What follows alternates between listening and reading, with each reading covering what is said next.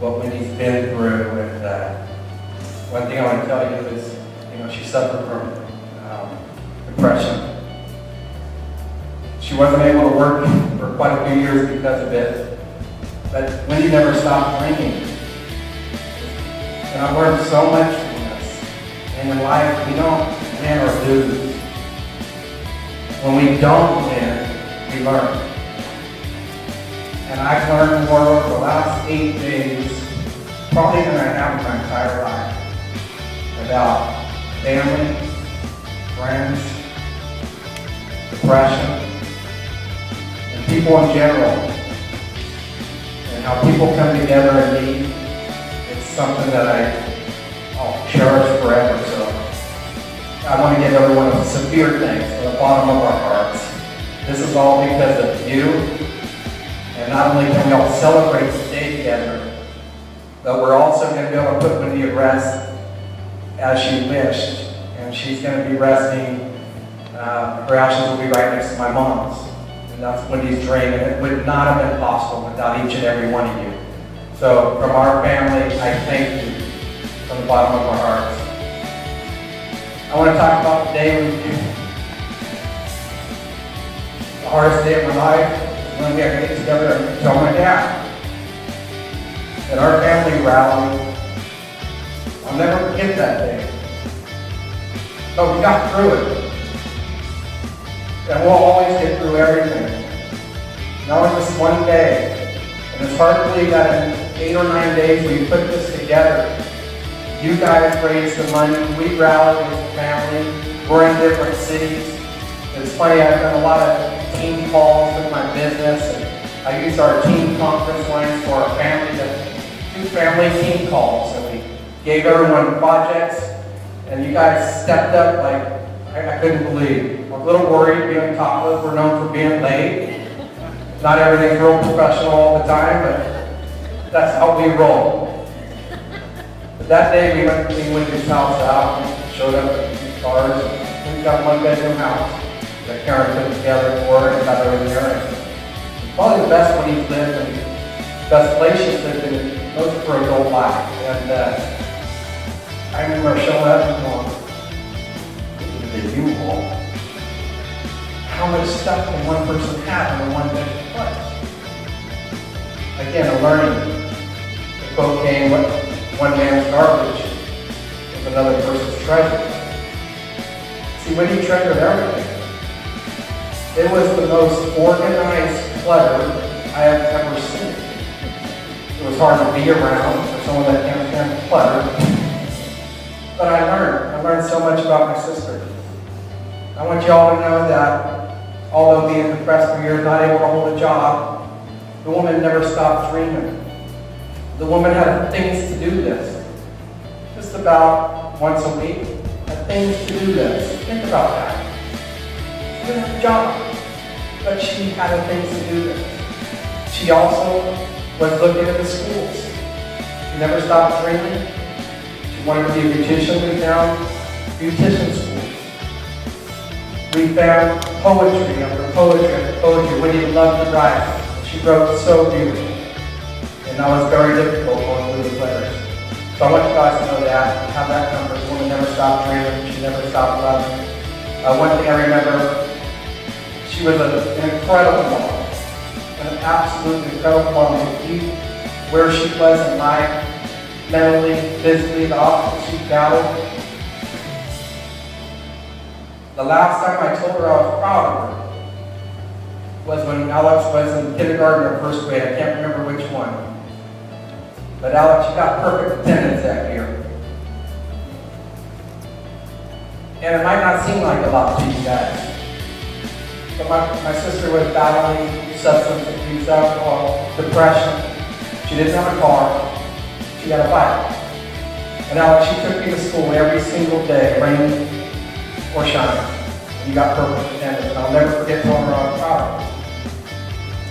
And what hurts is I'll never forget how surprised and that look in her eyes that somebody told her she was proud of her.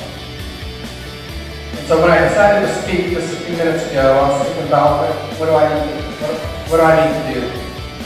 And I spend my entire adult life now trying to help people get a little bit better every single day. And so I said, I can't stop from getting up there and trying to make a difference. See, Pastor Lance said such beautiful things, talking about living life. We have an opening day, an inspiring day. In between is life. And we all get caught up in the rat race and we forget how important things are. Phone calls, hugs. Now it's text message and Facebook inbox. But I want you to know it's powerful. Every time you reach out to somebody, it can make a major difference in that person's life. So my main goal today is twofold. I want you guys to know this was not empty, then possible that did this. This is a major, major illness that did this. Wendi would have never done this.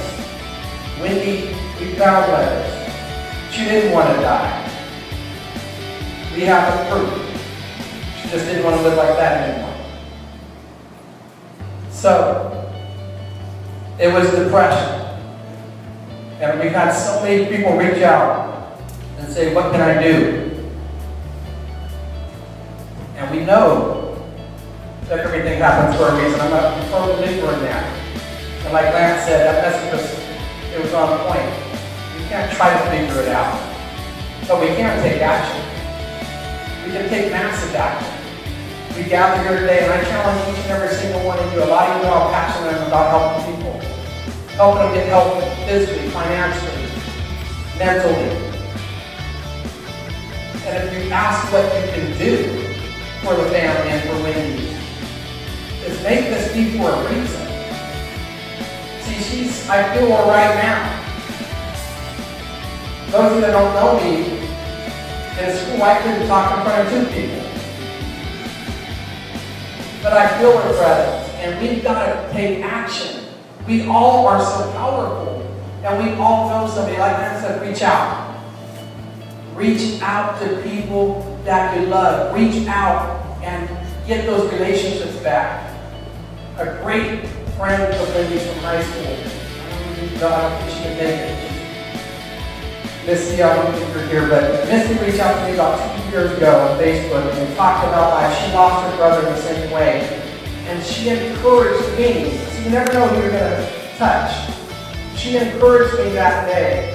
I know what you're going through with Wendi, but I encourage you to reach out and establish that relationship again.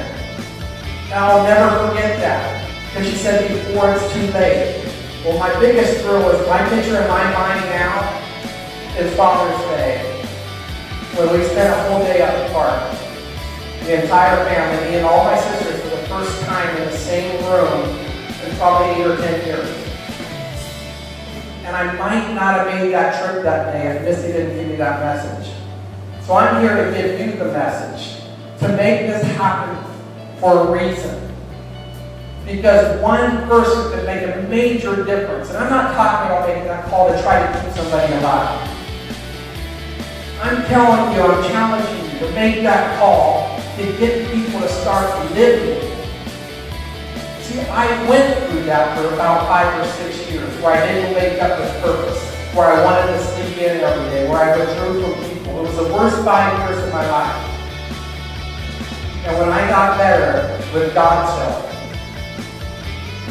I decided I was going to spend the rest of my life challenging people to become more, to live. You all heard of bucket list. My mentors say bucket list. No, you don't wait until you're too old to do stuff. You do it when you're living. So I'm challenging each and every one of you. We all know people with depression. Reach out to them today on Wendy's behalf. Just say hi. Your voice is powerful if you're close enough. Even if it's not today, this weekend, go give a hug. Make that hug a little bit tighter. Make it a little bit longer. I can't help but think about what that picnic family day would have been if we had any idea that could have been our last day. Would that conversation have been a little better? When somebody told me she's fine, would I have taken that answer, or would I have looked in her eyes and put her in the room? See, we can't go back on that day. We can't change that day. There's not anything anybody can do about the past. And I'll regret that the rest of my life. But I'll carry that passion like you've never seen. And I challenge each and every one of you guys to do the same thing. Because we can make a difference.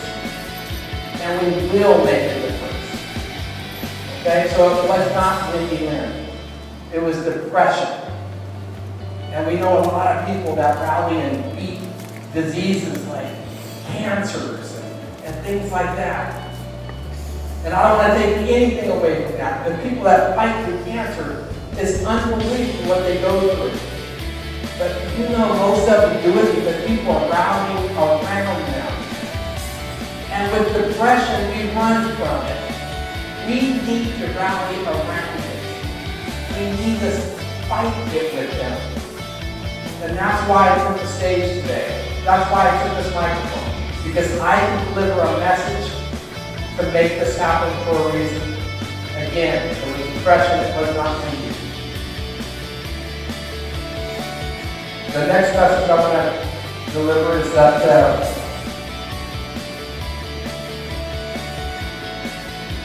I completely forgot what I was going to say. I had two major messages, and I delivered one of them.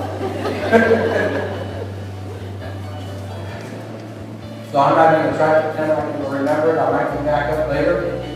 But I love each and every one of you that helped us. I appreciate you more than you know. But let's make this happen for a reason. Let's make a difference in other people's lives. And let's live again. Slow down. Hug more. A lot of you follow me on Facebook. I want to say and always say, you know, it's always our choice of what kind of day we're going to have. It's our choice. You get to choose your day. Make it a great day, just like we are here today. I could not have done this without you guys. I appreciate each and every one of you. And again, on behalf of our entire family.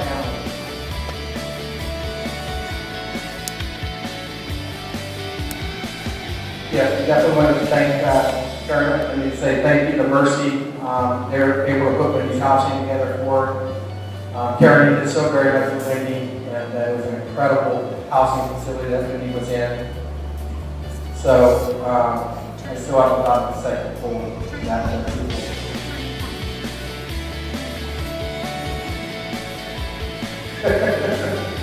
Okay, so that's it. I might come back up if I think of it because it was very important. You guys, I love you, and I thank you all for being here. We're going to open it up to any other family members that want to speak. After that, if anybody wants to come and share a story, make us laugh a little bit. I'll share two stories about Wendi. I think 6th grade. I used to love to lay down on my back and put my feet up and tell my sisters to sit on my feet.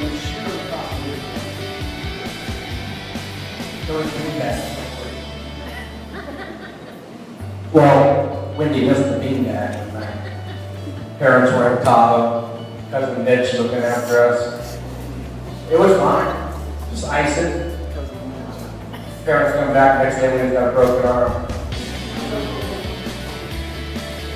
Another day, little cousin Sean was 4. So that makes me probably 12. We talked Wendi into getting on the brook. Yeah. And we all have a sheep. When we have one sheep, we all have a corner. And she's going to jump off the brook and catch her own sheep. Karen's idea. Wendi jumped. You still get Sean, get it to him without holding you stand at 4 years old when he comes down. Oh, there's stories and stories. Everyone says Wendi always laughed at anything. If you were a comedian, you wanted Wendi at the audience. She's the only one I know that would laugh at anything. And then they ask me, why Wendi so quiet? Why are you so quiet? Have you ever gotten in the room with Karen and Sheila and tried to get a word in? It's impossible. That's why we're so quiet.